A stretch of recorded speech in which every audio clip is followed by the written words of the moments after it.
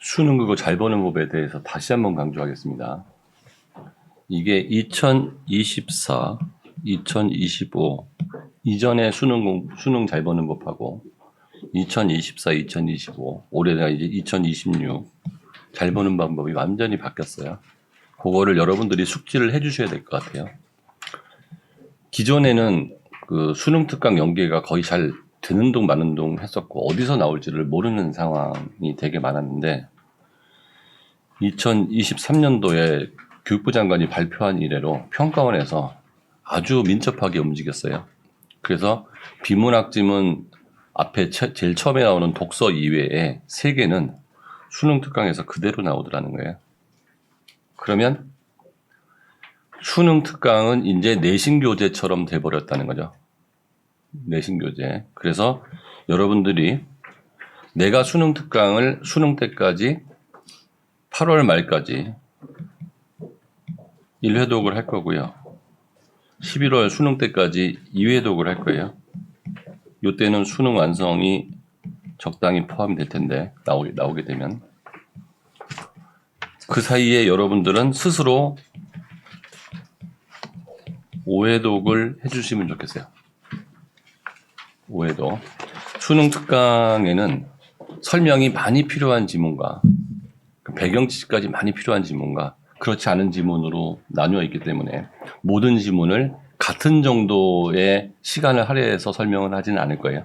어떤 거는 간단하게 풀고 넘어가고 어떤 건 설명을 안 하는 것도 있고 내가 설명을 하는 것도 있고 자연과학을 잘하는 선생님이 설명한 거를 녹화해서 그건 보라고 하는 경우도 있을 거고 내가 주로 많이 하는 부분은 경제지문, 법지문, 철학지문에 에너지를 많이 쏟을 텐데 수능 특강이 이렇게 있으면 이 전체 지문이 그대로 연계가 되질 않고요. 이렇게 연계가 돼요. 이런 식으로.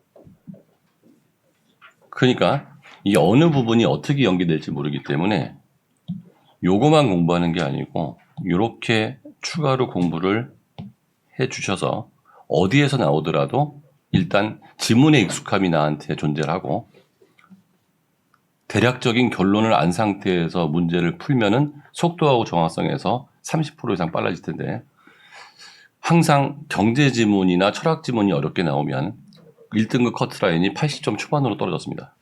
근데 24, 25에 경제 지문하고 철학 지문이 아주 어렵게 나오지 않았어요. 경제 지문이 굉장히 많았는데도. 근데 언제나 나올 거라고 생각하고 공부를 해야 되는데 이번에 경제 지문을 보면 독해하기가 썩 쉽지가 않아요. 그리고 개념들이 수능 경제를 한 사람도 아주 유리하지는 않아요. 그래서 이런 내용들을 다 설명을 할 거고 플러스 수능은 정확한 독해를 하고 그 다음에 숙달을 해줘야 되는데요. 그 너희들 위해서 6시간짜리 프로그램을 만들었는데 2시간은 수특 갖고서 열심히 설명을 하고 마지막 2시간은 매주 모의고사를 풀 거예요. 이거를 무시하시면 안 돼요. 내가 오랫동안 나하고 수업 들어온 애들은 거의 국어는 안 틀렸어요. 그러니까 영재고 애들도 그렇고 국어를 처음 본 애들도 굉장히 국어의 덕을 봐서 심지어는 육모 때 5등급 받은 아이가 수능 때 1등급 받은 아이도 있었어요. 미대 가려고 그랬는데 목표가 3등급이었는데 1등급 체대 가려는 아이가 국어 1등급 받는 바람에 체대에서 다른 데로 바꾼 경우도 있어요.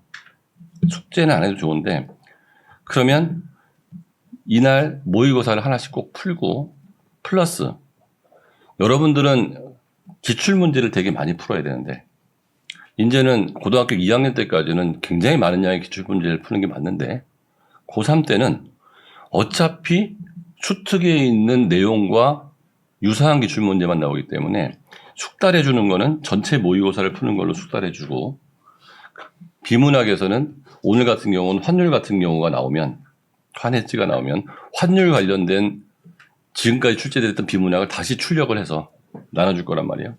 그러면 2시간 중에서 빨리 1시간 정도의 모의고사를 풀고 1시간에서 1시간 10분 나머지 40분, 30분 동안은 오늘 나눠준 연계 기출 문제를 풀어야 되는데 그걸 왜 오늘 풀어야 되느냐. 오늘 환율을 공부했잖아요. 그런데 이게 며칠 지나서 풀어버리면 오늘 환율을 공부하고 오늘 환율 연계 지문을 공부해 놓으면 환율에 대한 개념들이 머릿속에 쑥 들어오는데 지식이 중요하다는 거예요. 지식이.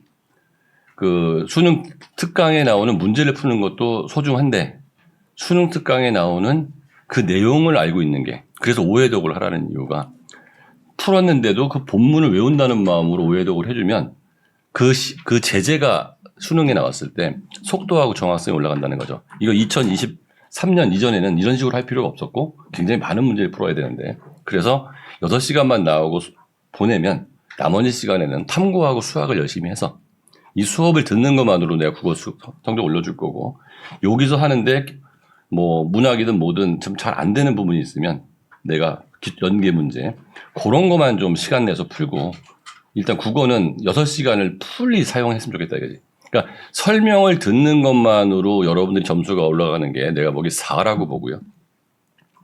연계된 기출문제를 푸는 걸로 올라가는 게 6이라고 봐요.